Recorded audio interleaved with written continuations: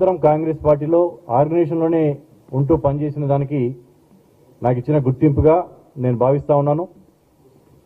దీనికి మా అధినేత సోనియా గాంధీ గారికి, మా అధినాయకుడు భావి భారత ప్రధాని leader of opposition Lok Sabha Rahul Gandhi గారికి, ఖర్గే గారికి,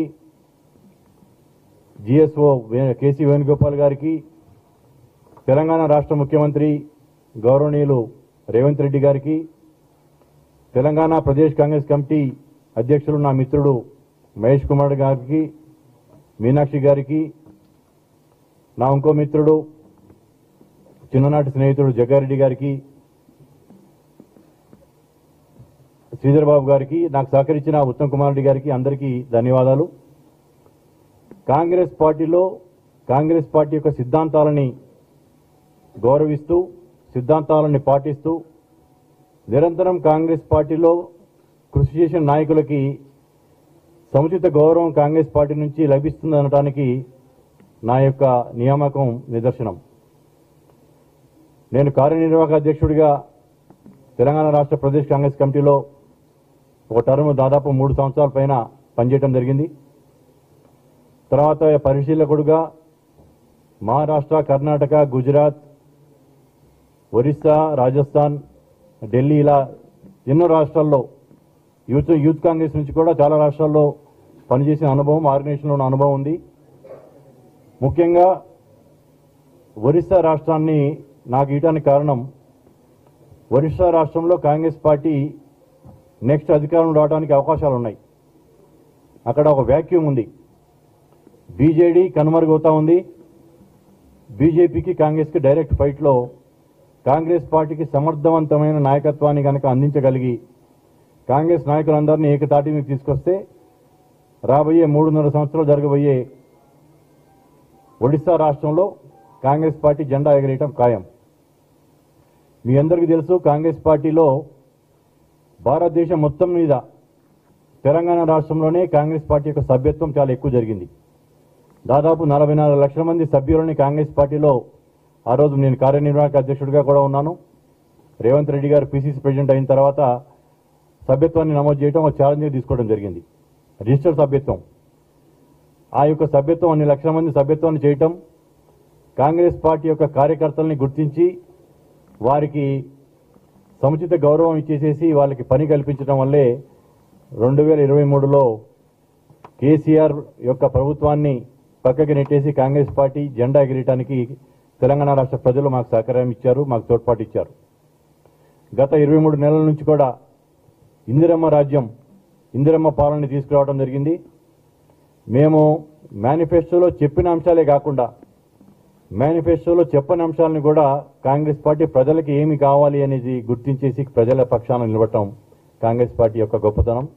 ఆ యొక్క శ్రేయస్సు అనేది ముఖ్యమంత్రికి, వారి కేబినెట్ కొలీగ్స్కి వస్తుంది.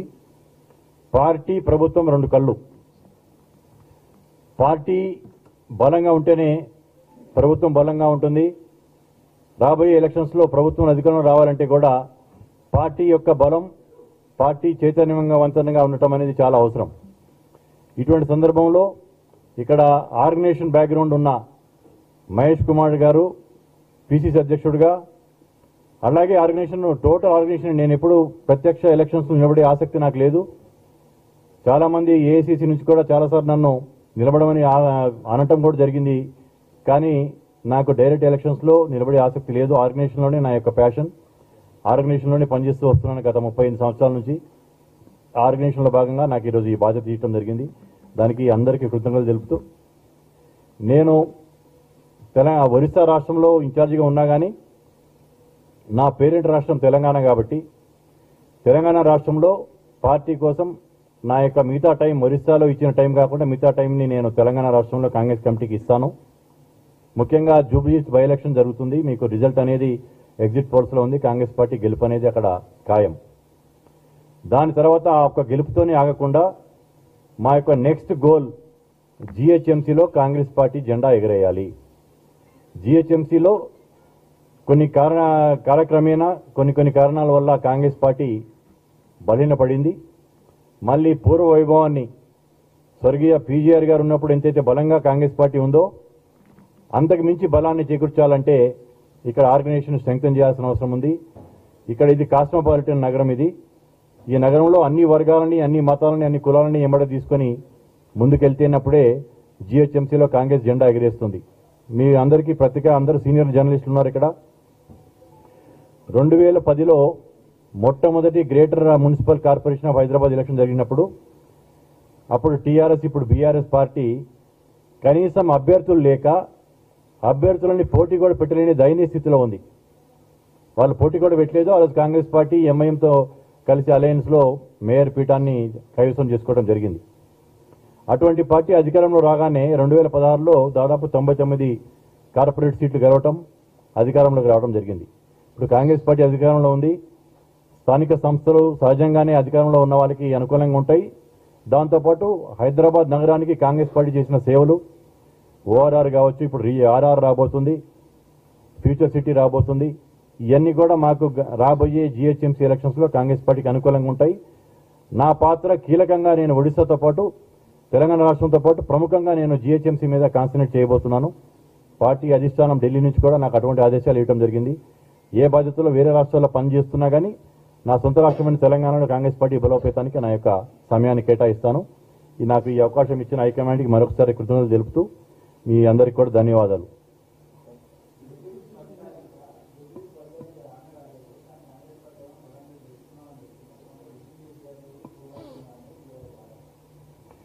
అంటే రిగ్గింగ్ అనేది ఒక 20 ఏళ్ల క్రితం 30 ఏళ్ల క్రితం రిగ్గింగ్ అనే మాట వినేవాళ్ళం. రిగ్గింగ్ అంటే వెళ్ళి పోలింగ్ బూతుల్ని క్యాప్చర్ చేయటం, అందరినీ ఏజెంట్లను బయటికి పంపించేయటం, అప్పుడు బ్యాలెట్ పేపర్లు ఉండటం వల్ల బ్యాలెట్ల మీద గుద్దుకోవడం చేసింది. ఆ టైంలో రిగ్గింగ్ చేశారు. కానీ ఇప్పుడు ఈవీఎంలు వచ్చిన తర్వాత రిగ్గింగ్ అనేది అసలుకి ఆ పదానికి అర్థమే లేదు. అంటే వాళ్ళు ఎట్లా ఓడిపోతున్నాం కాబట్టి ఏదో కారణం వేయాలి కదా. ఓడిపోతున్నానికి కారణం అంటే మా యొక్క అసమర్థత వల్ల ప్రజలు